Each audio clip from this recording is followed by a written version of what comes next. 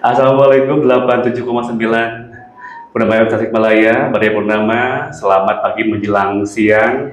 Alhamdulillah di hari Selasa ini saya Nedima bisa hadir untuk menemani Anda di hari yang menurut saya sangat luar biasa karena bertemu dengan sosok yang begitu luar biasa. Di kesempatan hari ini kita akan berbincang mengenai jangan biarkan korupsi merusak bangsa di segmen Kejaksaan Menyapa Badai Purnama ya. Karena ternyata di bulan Desember ini, setiap tanggal 9 Desember, ini menjadi hari pengingat kita untuk aktif menyuarakan dan juga melawan yang namanya korupsi. Sebab dari PBB ini menetapkan tanggal 9 sebagai hari anti korupsi internasional atau Hakordia. Kemudian tema tahun ini adalah teguhkan komitmen berantas korupsi untuk Indonesia maju. Dan tema ini menjadi filosofi momentum yang penting untuk Indonesia untuk bisa memperkuat komitmen dalam rangka memberantas korupsi. Nah, untuk itu sudah hadir tamu yang luar biasa dan juga yang terhormat, tentunya juga Kepala Kejaksaan Negeri Kota Tasikmalaya,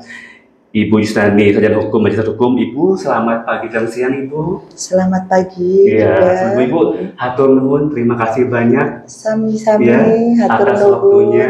Di sela kesibukan Ibu yang begitu luar biasa, meluangkan waktu untuk bisa ngobrol dengan kita masyarakat Tasikmalaya mengenai masalah korupsi itu dia ya. Cuman Ibu, sebelum nanti saya akan panjang lebar menanyakan hal yang kaitan dengan korupsi, kita pengen lebih mengenal sosok seorang Ibu Yusnani SH ini sebelum Ibu berdiri di Tasikmalaya. Mungkin ada beberapa dari yang Ibu sempat dinas di mana aja, Ibu, silakan. Terima kasih. Terima kasih juga tuh podcastnya hari ini ya.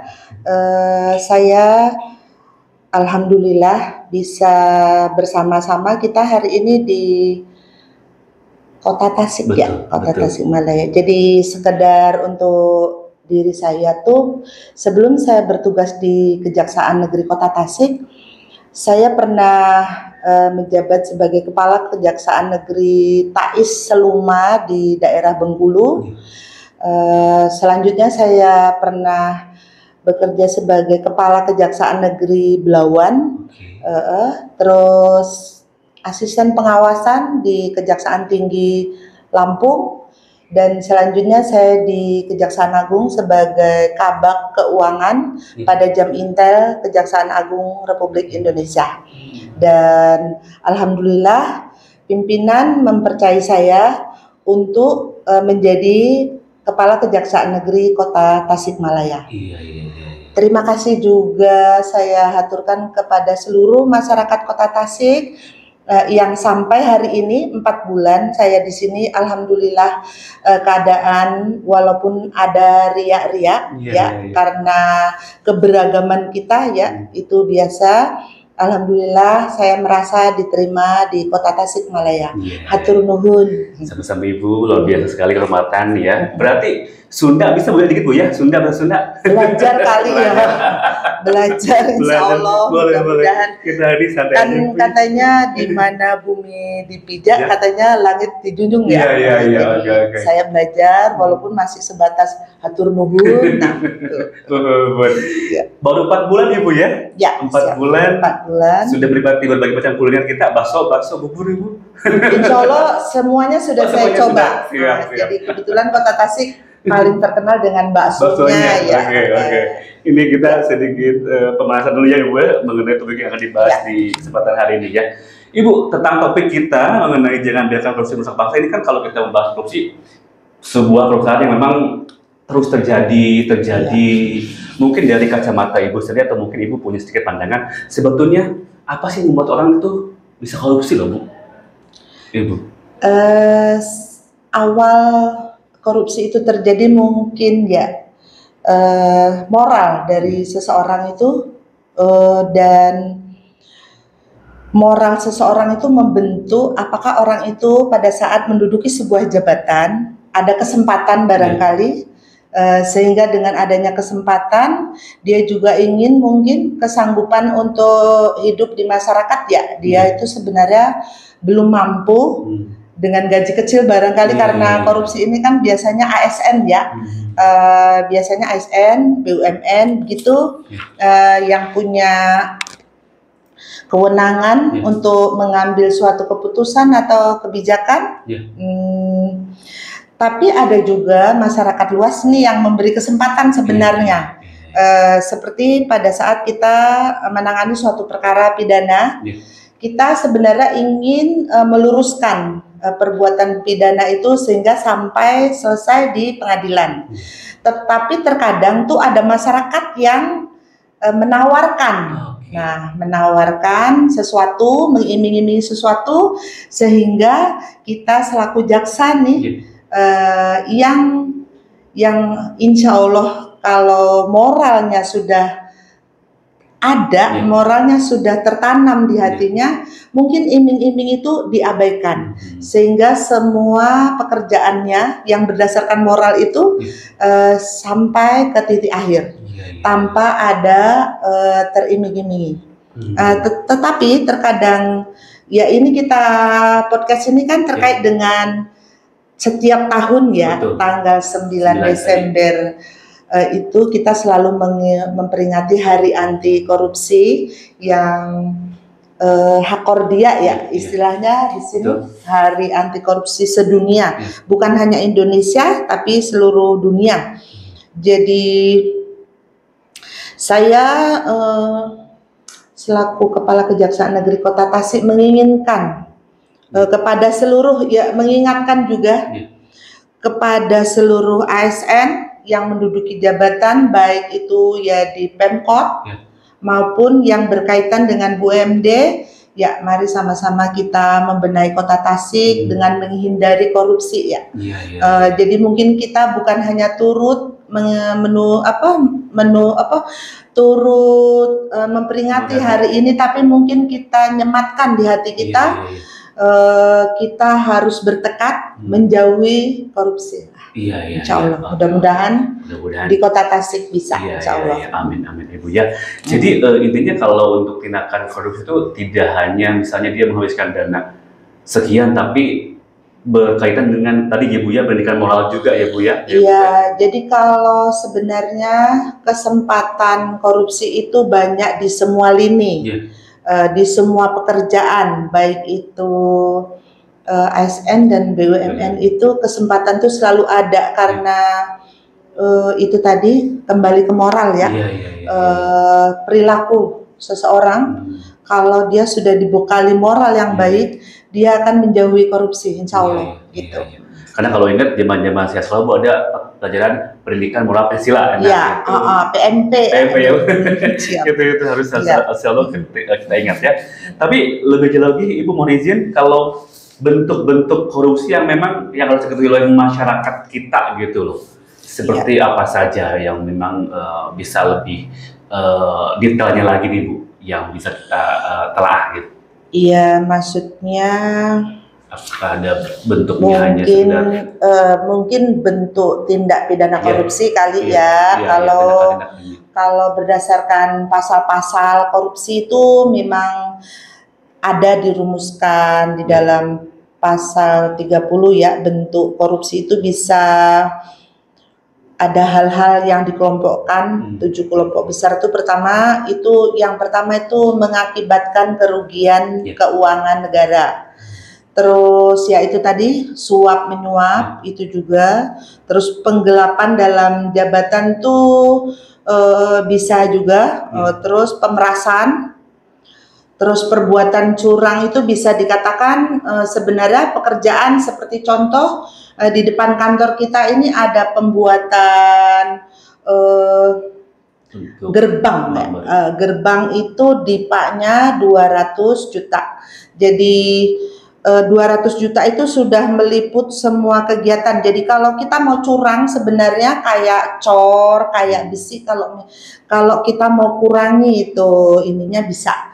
Tapi kalau karena moral juga kita itu kan uang negara yang harus kita jadikan benar sesuai dengan jumlahnya, sehingga pembuatan itu menjadi baik sesuai dengan dipaknya. 200 juta ya 200 juta. Kan itu 200 juta juga dipotong pajak 10%. Jadi tetap ya menekankan yang namanya kejujuran Ibu ya. Iya. kejujuran, moral, ya. Ya. Jadi ini tentunya juga pendidikan tadi moral, kejujuran harus menjadi benteng yang utama ya Bu ya, untuk kita bisa menahan dari yang namanya sikap korupsi ini ya. Kalau begitu Ibu, sebelum kita ke yang lain, kita akan lihat dulu ya untuk Maria Purnama. Kita akan kembali setelah yang berikut ini ya, tetap di sini.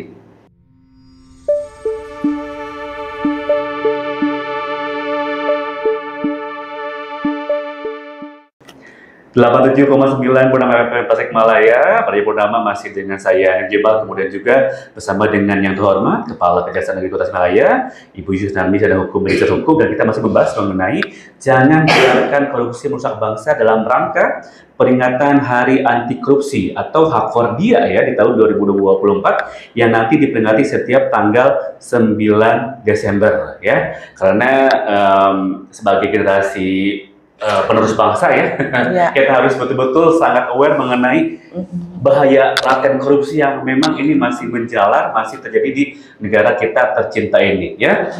Ibu mohon izin, ini kalau untuk masyarakat sendiri ya, apabila misalnya di kantornya atau misalnya juga di tempat dia bekerja menemukan ada beberapa ini kayaknya indikasi korupsi, ini kira-kira dari Ibu sendiri apa sih yang mesti dilakukan? Karena kan kita suka merasa ada rasa takut lah, takutnya nanti tiba-tiba ada pihak-pihak tertentu yang memang tidak setuju atau gimana Bu? Mangga silakan. Jadi kita di Kota Tasikmalaya ini, Kejaksaan Negeri Kota Tasikmalaya juga ada membuka WA untuk ini, untuk umum. Baik itu untuk pengaduan korupsi, dan kita juga menerima kalau masyarakat datang langsung, kalau mengetahui. Jadi kita juga bisa sharing dengan pelapor yang melaporkan. Mungkin pelapor belum mengerti makna korupsi yang sebenarnya, bisa sharing ke kita. Jadi kita bisa menerangkan korupsi itu yang bagaimana, sehingga pada saat dia mengetahui hal-hal yang berbentuk korupsi itu, dia bisa langsung mengkonsultasikan ke kita, datang melalui WA, juga melalui Instagram kita ada. Terus kita juga buka, biasanya dulu kita ada pada saat JPN ini kita juga buka datun itu di tempat-tempat keramaian. Mungkin nanti kita akan di tahun 2025 akan kita giatkan lagi karena ini akhir tahun, jadi itu sudah masa akhir kegiatan. Jadi saya ingin masyarakat Kota Tasik yang mengetahui kalau ada perbuatan yang menurutnya bahwa itu melawan korupsi, biasanya itu kita bisa lihat salah satu ASN yang pekerjaannya hanya ASN tapi tiba-tiba kaya mungkin di kehidupan sosialnya dia tiba-tiba berlebihan. Boleh dicurigai, boleh dicurigai, boleh disampaikan ke kita, maksudnya memang mengetahui benar bahwa yang bersangkutan tuh hanya ASN yang bekerja, pekerjaannya cuma ini gitu. Jadi kita boleh sharing apakah yang bersangkutan atau memang mendapat hibah dari orang yang kita tidak tahu, atau memang terkait dengan pekerjaannya, boleh. Kita boleh sama-sama menyelidiki, boleh sharing, boleh. Nah, gitu. Tapi ini Bu, untuk untuk data pelapornya terjamin keamanannya Bu ya? Terjamin, insya Allah kita jamin keamanannya. Kalau memang mau disamarkan juga boleh. Tapi kalau memang perbuatan itu sudah terbukti, kan itu dia sudah dikategorikan saksi itu. Nah, kita juga ada perlindungan saksi untuk itu. Jadi masyarakatnya insya Allah aman. Kita jamin. Jadi ini untuk kebaikan kita bersama juga itu dia ya.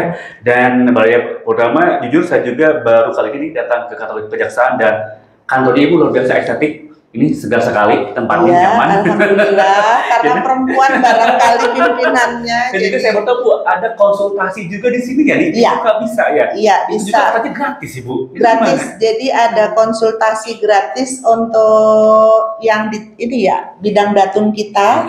Jadi jaksa pengacara negara tuh bisa menerima konsultasi apapun dari masyarakat.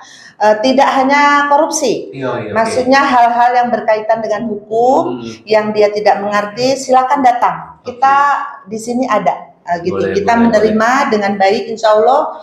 kita malah berterima kasih kalau kita mendapat info-info dari masyarakat langsung. Oke. Gitu, Jadi hal yang memang berkaitan dengan hukum yang memang kadang-kala kita suka segan untuk melaporkan, tapi kejaksaan membuka tempat.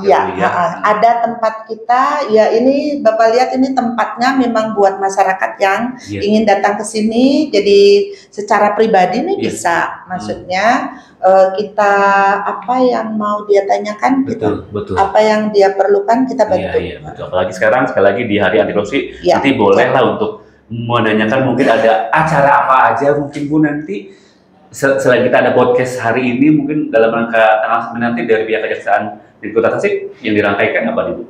Ya, secara seremonial mungkin kita upacara upacara Hari Anti Korupsi.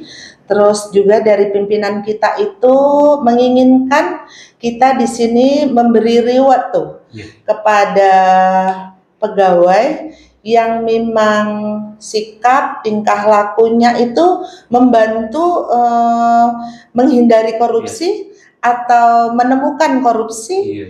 Jadi itu sebenarnya bukan hal baru juga, tapi mungkin di Kota Tasik belum pernah. Jadi kita akan coba menilai apakah itu bisa unsur-unsur itu ada terpenuhi di salah satu pegawai Kota Tasik. Insya Allah mudah-mudahan. Jadi sekarang masih screening masih cari. Seperti itu ya. Cuma Ibu, sejauh ini gitu kan dari penanganan kejaksaan sendiri mengenai masalah korupsi di Kota Tasikmalaya, ini apakah bisa dikategorikan memang rawan atau justru Tasikmalaya alhamdulillah kotanya so far so good gitu? Seperti apa mungkin dari yang ditindak lanjuti? Iya, sebenarnya 4 bulan saya di sini ada perbuatan-perbuatan yang sepertinya masyarakat itu tahu bahwa itu ada indikasi korupsi, tapi setelah kita dalam itu ternyata perbuatan itu tuh hanya miss hanya miss. Jadi karena kan korupsi ini uang milik negara betul. Terkadang memang gratifikasi juga termasuk nih gitu. Tapi gratifikasi itu tujuannya apa? Apakah dia melakukan gratifikasi untuk mendapatkan sesuatu pekerjaan gitu-gitu? Itu memang bisa dikategorikan korupsi juga. Jadi setelah saya dalami 4 bulan ini memang ada tindakan-tindakan yang menurut masyarakat itu ada kaitannya dengan korupsi. Setelah kita tindak lanjuti, itu ada perbedaan pelaporan Jadi mungkin dari salah satu stakeholder dengan stakeholder lain itu tidak secara harmonis berjalan bersama. Jadi mungkin nanti kita akan akhirnya kemarin pada saat ada kita temukan case seperti itu, kita ajak jalan sama dan ternyata memang ada miss. Betul. Jadi betul. Jadi itu perannya lebih ke menjadi jembatan untuk bisa mengurangi miss yang terjadi. Tapi sebenarnya mungkin keterbukaan itu yang kurang untuk masyarakat. Jadi keterbukaan itu hal yang paling penting untuk masyarakat Kota Tasik sehingga bisa menilai mereka dengan keterbukaan. Jadi kemarin itu mereka merasa itu ada indikasi, tapi mereka tidak mendapat keterbukaan itu karena masing-masing stakeholdernya itu seperti merasa benar di satu sisi, ini juga merasa benar sehingga tidak disinkronisasikan. Jadi pada saat laporan itu kita jadikan satu, ternyata korupsinya itu ternyata tidak ada. Untungnya ada yang namanya pihak Kejaksaan Negeri emang membantu menetralkannya. Boleh kita boleh. Itu dia ya. Baik, semakin menarik perbincangan kita di hari ini. Nanti juga masih ada beberapa pertanyaan untuk Bapak Purnama, tetap di sini ya.